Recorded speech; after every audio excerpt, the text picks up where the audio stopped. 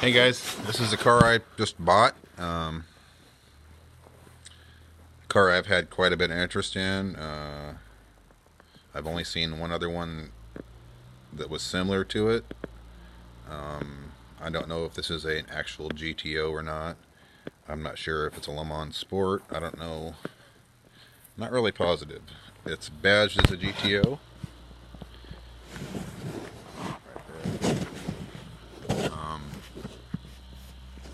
It's a very cool car. It's a 72. It does have some issues, I can tell you that much. I've only seen one other car like this. It was back in 1993, right after I bought my house. I was driving down 82nd Avenue, and there was one of these for sale on the side of a road. It was in pieces. It was missing the motor, tranny, all this stuff, and by the time I got back to it to look at it, it was already sold. So this is the car, and this is the other one I found like it. And I found this on a website called OfferUp, and or actually it was Craigslist, or no, it was Facebook Marketplace. And the lady had this up for sale, and I went and looked at it, and we made a deal on it, and here it is. So the car definitely has some issues, and I didn't need another project car, but this car is definitely worth saving. So this will be a future project to my channel someday. The car actually itself is fairly straight. It has some rust issues back here. It's kind of growing grass over there in the corner inside the car. It was been sitting outside for, I'm thinking, several years. It does not have the original motor in it, but the lady says if she finds the original motor, she may know where it's at, and she's going to call me if she finds it.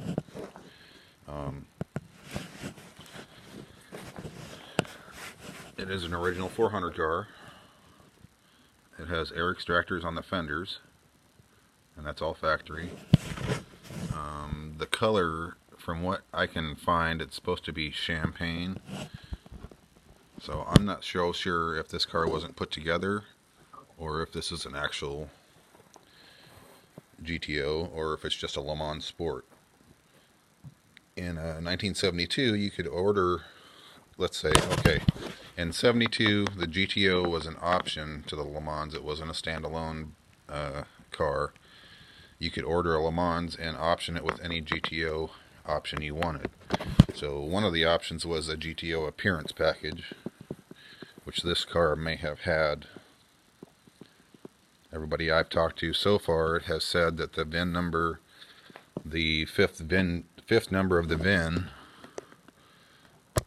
which I don't know if you can see that or not. It's kind of,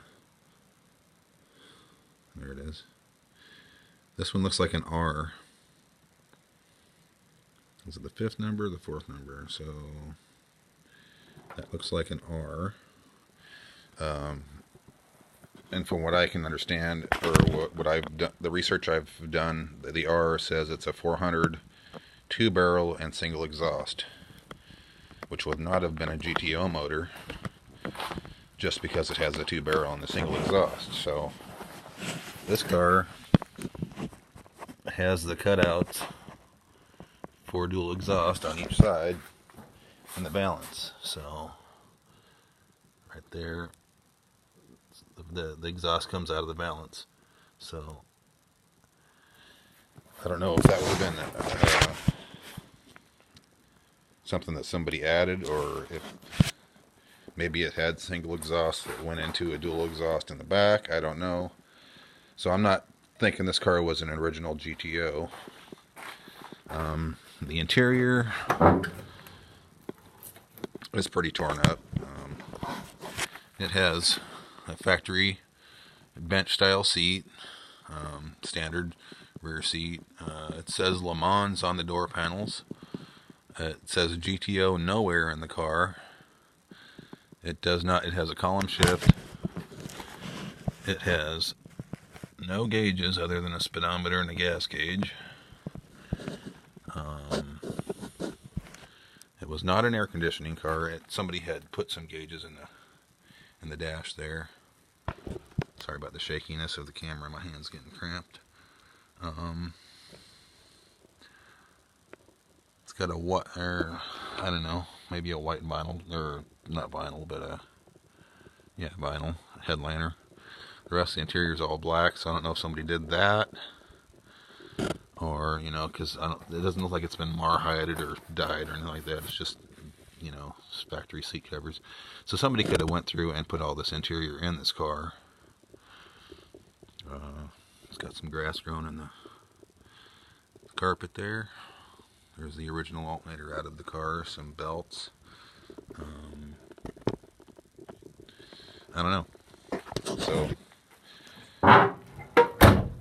needless to say, it's really a cool car. It does have some rust issues. The hood being my main concern around here. Getting all this cleaned up, not these little rust bubbles here, that shouldn't be a big deal. The worst of it's that spot right there, and that should be a pretty easy patch. Of course, the other side is also patched as well. The motor,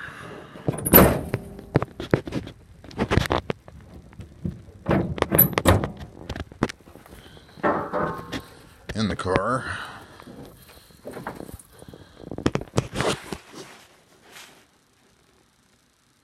Oldsmobile Rocket 455, and it has, I don't know, I'm not an Oldsmobile person, so I don't know much about it. So,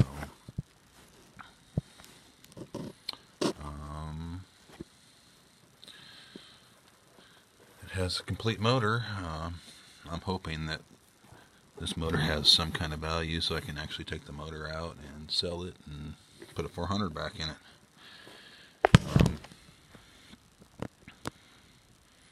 The car is really complete. It looks like somebody's done some paint work on it here.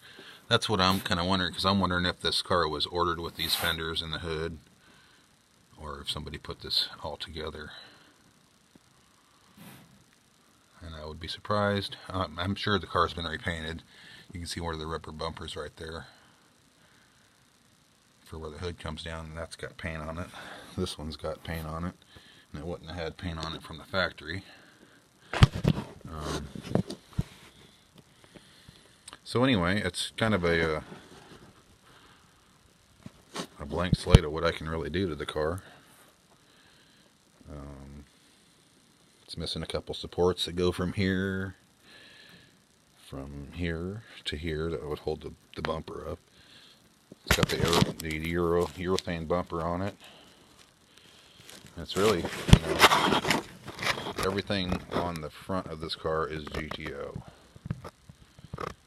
So, it's really a cool car. Definitely needs some work. But that's okay. I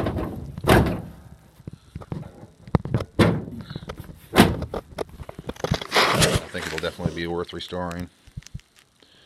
I would definitely change the color. I don't know what color I'd paint it, but I'm not really into this goldish Queasel gold type.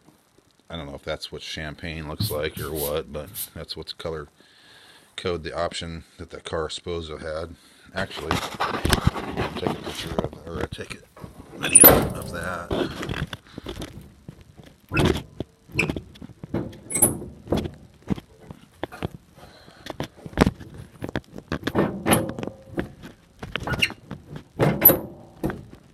This hood's kind of a pain in the butt to open. Need some oil. Here's the trim tag of the car. Most of it I can get. What kind of throws me is all these, This stuff here is all standard type VIN tag stuff.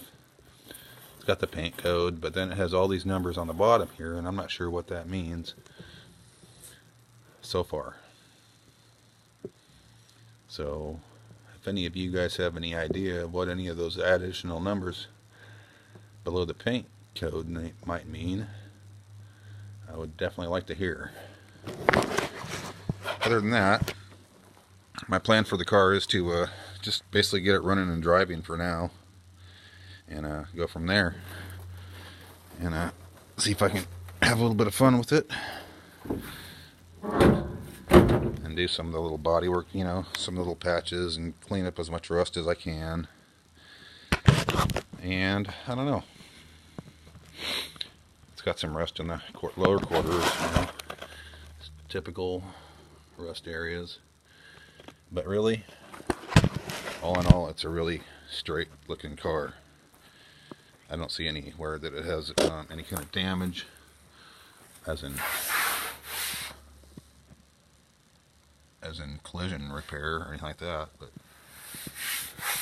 it's got some dents here and there, but small ones, easily repaired. But anyway, I just thought I would wanted to bring you guys along and show you the new project that I got.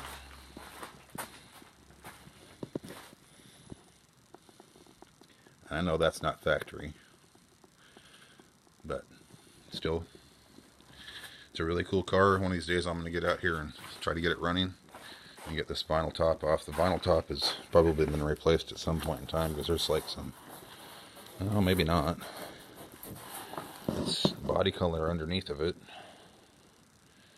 which I don't know if that would have been correct or not, but it has some rust, and see if I can get some of that stuff cleaned up, and I'll get the vinyl top off of it. I actually like the car with the vinyl top, but I'm not really a vinyl top type person. But anyway, I hope you're all having a good week. It's been, the snow's finally going away here. Gonna get back to work on the shop here pretty soon. We had a bunch of snow in the last couple of weeks, so anyway, hope you guys are all doing good, and talk to you later.